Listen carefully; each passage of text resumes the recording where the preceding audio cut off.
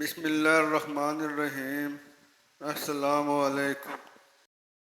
حضرت ابو ہریرہ رضی اللہ تعالیٰ عنہ بیان کرتے ہیں کہ اللہ کے نبی صلی اللہ علیہ وآلہ وسلم نے حضرت بلال کو نماز فجر کے وقت فرمایا، اے بلال، مجھے اپنا وہ عمل بتاؤ جو تمہارے نزدیک اسلام لانے کے بعد سب سے زیادہ نفع کی امید والا ہے۔ بے شک میں نے آج رات جنت میں تیرے جوتوں کی آہٹ اپنے آگے سنی ہے۔